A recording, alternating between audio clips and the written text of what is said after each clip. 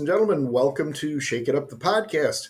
I am Steve Brown, your host and moderator. And today, for the third visit, we have back Marcus, who, to refresh your memories, is our patient who is currently undergoing a multi-step deep brain stimulation surgery, easy for me to say, otherwise known as DBS surgery. So what we're going to give a quick update on today is the third of three. The next will be the big reveal. That'll be in a couple of weeks. Or no, is that this coming week? I think it's a week from Tuesday. Okay, cool. We had some, we had hoped to do this a week ago. We had some technical errors, meaning somebody doesn't know their equipment yet.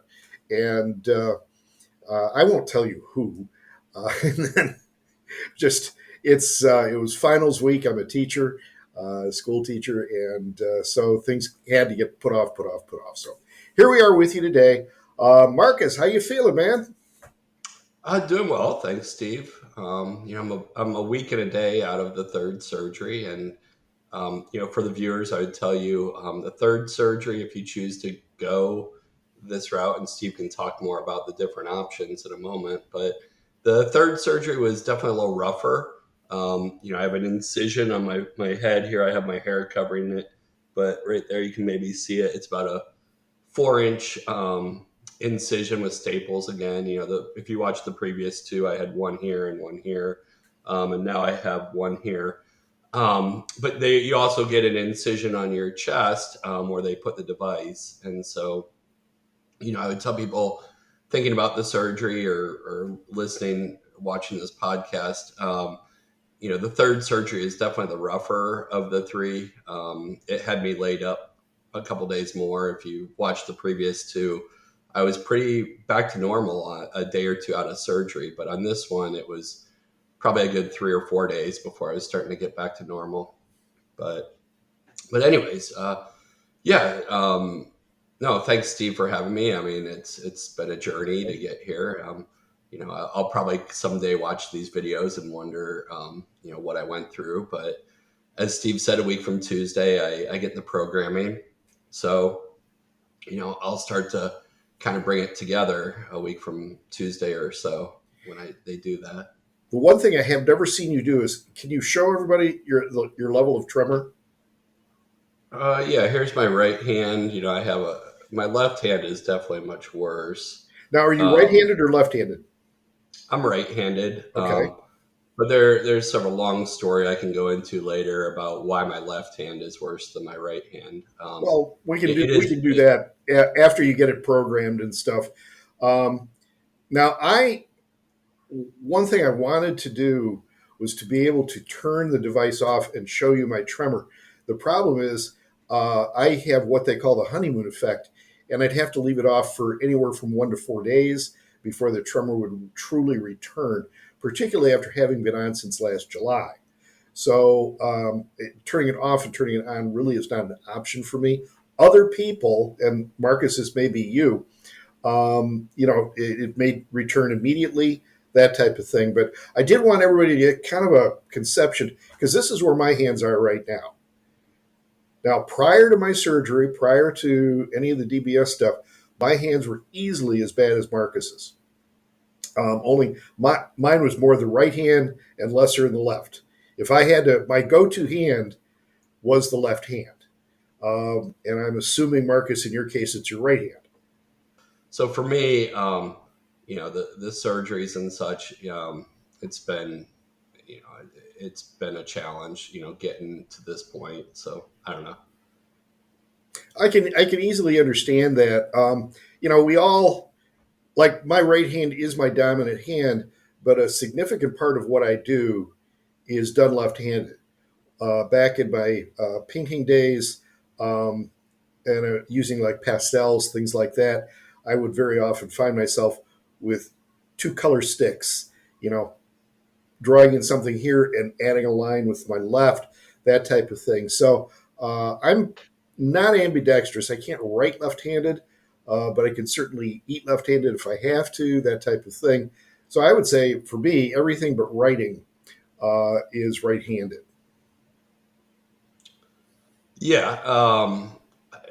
For different reasons, I've done more with my left. But for me, yeah, the right is still my, I am right-handed when I do things. When I write, when I, just do different activities, eat, I eat with my right hand. Sure. Um, so, part of that's why maybe I've delayed having the surgery a little longer is because, my right hand is a little bit less, less of the tremor. So, Hmm. I'm able to get by a little bit easier than most. But it's one of those things. It's only going to get worse. So that's part of why I had this surgery when I did, is knowing the older I get, the more difficult it is to go through surgeries, and Yeah. so yeah, Well, and to remind everybody, you're 51, correct? 52, but yeah, 52. same. But, and I'm older. Uh, Now I'll be turning 70 next year. Um, I love it when my kids come up. They'll say, "How old are you, Mr. Brown?" And I'll say, "You tell me. How old do I look?" And all of them now, since the surgery, since my mood is better and everything else, about 60. So I'll take that any day. I was very pleased, but that's just kind of a side effect for me in the surgery. Not everybody experiences the same level of recovery. So I don't want to promise things that I can't deliver on, but it is, it's nice it's great to feel as good as I feel. And I'm saying it, Marcus, because even though you've kind of downplayed, excitement and everything else up to this point, at this point you got to be chomping at the bit, saying, "I, I want to get this thing turned on. I want it over with." It's odd you say that, but for me, you know, maybe it's because I'm younger. I'm just so busy. I just don't think about it. I really don't. I was telling my wife the other day, and some friends have asked me because I'm going through all these procedures, and they see me with the incisions and such. Um, but I just, I was so busy, I don't think about it, and maybe that's part of denial, or maybe that's part of by design. But um, it's just I'm so busy every day that when I stop and think about it, yeah, I am excited to think about the idea of not having the tremor. And sometimes in the last few weeks, I've thought about something that I want to do, but I can't do because of the tremor. And I think, Yeah. is this something I'll be able to do? And those are things that do come into my daily thinking about this surgery and everything. But really, for me, it's just I'm just more thinking about getting better. Like I said, this surgery was a little rougher on me, so I'm more thinking about I want to get back to doing more some of the activities I can't do. You have a lot of restrictions Right. with the third surgery. And so those are things I'm more thinking about, being able to do things that I'm not able to do right now because of the surgery. But you're right. I mean, maybe when we do this next session and I've had the programming or whatnot, and I'm able to see what it's like without the tremor, it may be more. You know, Well, not maybe, it will be more exciting, I'm well, sure. I agree with you because now that I think back, um, I probably wasn't. I was a little apprehensive. There were a lot of emotions running through me, and I'm going to tell the viewers right now, I'm a fairly high strung individual. I am not Mr. Laid Back. Never have been. But this forced activity, it grated on me, and that's probably why. It, it's one of those cases where you don't know what you don't know. So 6 months from now, you're probably going to look back on this and say, "Oh my God, I'm finding it difficult now to remember life with a tremor." Yeah. Yeah, I mean, it's interesting, and people watching this will have different outlooks on this, and some will it'll resonate, some it won't. But for me, with the tremor, I don't think about it in my daily life. I'll think about it periodically during my daily life. Yeah. Does it keep me from doing things? Yes. It is something because I was approved for the surgery, that should tell you that I have a bad tremor. Um, but I'm just somebody that maybe I just, if the tremor is bothering me, then I'll find something else to do and I'll just keep myself busy. I just don't, I don't want to think about it because there's nothing I can do, or there's nothing I could do. And now that I've had the surgery, I've done what I could do. Right. And so, Well, um, yeah. for me, I'm curious, what a week from Tuesday or what a week from Thursday does for me. Well, And, you're gonna. What I found, it's always the little things that you're able to do all of a sudden. Like this week, I went to my first retirement luncheon for my high school. Why hadn't I gone before? Simple. I couldn't eat in front of other people. My food. yeah, You guys would be wearing it if you were at that table, and that was something that I just had to endure. And like this week, had I not had the surgery, I couldn't have gone anyway. Even though, like, if I'd had a beer or something like that, like everybody else was doing, my hands would have settled down a little bit because, as we know, alcohol is the only drug that works with essential tremor. And I didn't want to drink because I had two doctor's appointments that I had to. As a matter of fact, the luncheon almost made me late for the first one, but I hit the second one on time. But it's those little things that make your quality of life so much better. And anybody who's afflicted, and needs guidance, once again, you can get a hold of Marcus through me. That's shakeitup.thepodcast at gmail.com. That will be in a crawl down here when we post the video. But I encourage you to not wait. There are other options, non surgical options, I should mention. But Marcus and I got together strictly because we both opted for the surgical option. And that's how we know each other, and how we've kept this thing going. Marcus, I don't want to hold you too long, but I do have one final question for you. What I'd love to do, and you pick the time, is I want to meet with you directly after it's turned on next week, if that's okay with you.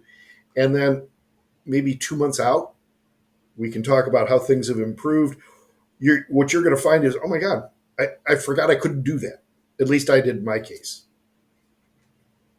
yeah, that's no problem. Yeah. I'm doing this for people watching it. You know, I was apprehensive, as Steve's talked about, there are other options, and I weighed those options for a while.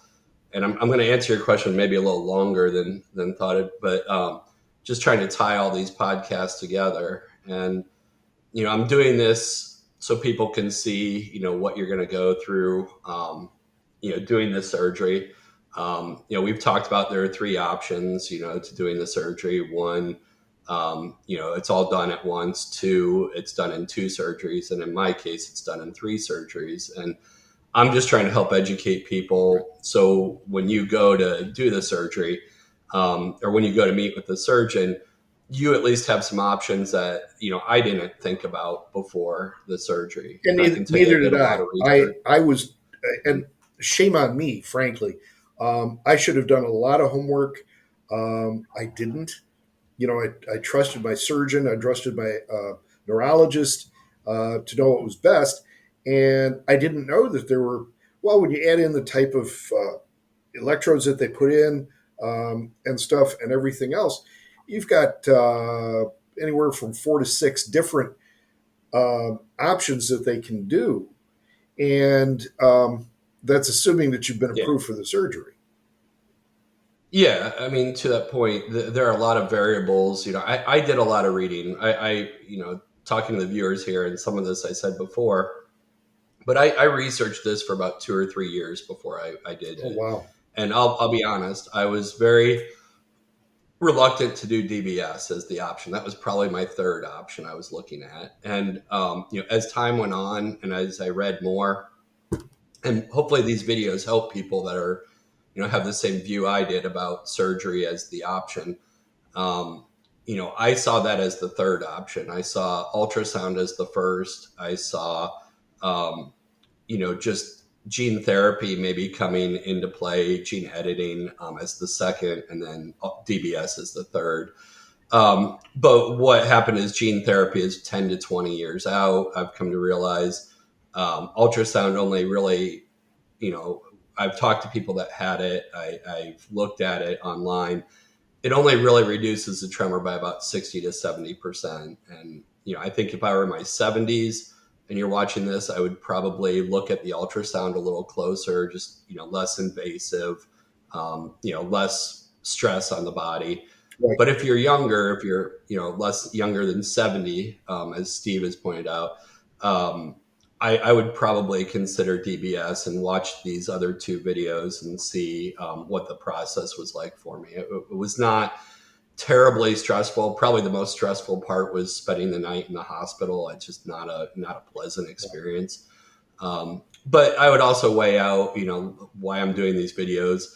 I go back to the three options, the three surgical options. There's benefits to all three, and just think that through because, as Steve said, when you go to meet with the surgeon, you want to have all your questions ready, and also, Steve brought up two other good points. One, something I did not do was carefully look at the different devices and what their benefits Mhm. are. Both Steve and I did Medtronic. No regrets. It's a good system. It's the original system, but that doesn't mean the other two are bad. They have their benefits as well. So, I would carefully look at the different devices and the options. But I would also meet with your surgeon, and it's my surgeon was very good. I won't give his name, he hasn't given me approval, but he did a very good job. But I would encourage people to get one or two, not one, but certainly two or maybe even three. If you have the financial means, meet with other surgeons to get their opinions. And nothing against my surgeon, I did not do that. I would do surgery with him again. But it just, what I learned after doing it was there are different options to have the surgery. And Yeah. there's no, if you're going to have brain surgery, you should probably understand what two different surgeons' opinions are on that procedure. And I can't stress enough, nothing against my surgeon. What he did a good job, but you should probably understand, just get an opinion from different people why they do it. Right. And I should mention for anybody who didn't listen to the other two parts, or that my mine was an all-in-one surgery. Marcus's is a three-part surgery. The third one is where they install the leads, and then in a second surgery install this and connect everything up. Um, it just it depends, and it's different flavors of apples. You're not even talking apples to oranges. It's just different flavors of apples that we're talking about. And if you're using a board certified neurosurgeon or something like that, I don't think you can go wrong. I mean, there's always a percentage that can cause, there's always going to be that small percentage of risk in terms of infection and things like that. But it is minimal, and that's the good thing. Yeah, it is. I mean, to your point, there's always a risk. I mean, it's surgery, and if you're staying in a hospital overnight, there's obviously a risk that they're concerned about, and as they should be. That's probably the biggest part of this is thinking about there's a device inside me, and that's Yeah. probably that's probably the strangest part of this has been like coming to the coming to realize that there's something, there's wires, and so Yeah. but other than that, it's really a week and a day out. Like the healing has been, I have more mobility. Good. I can, I talk in the first video about a speed bump on my head. Well, that's receded, and kind of what Steve said. You don't really feel the wires unless you really, really press to find them. That's, I guess, another interesting call out on this video is, in the first surgery, I could feel the wires very pronounced on my head. It was a very bump. It just, you could feel them, and that was kind of awkward for me.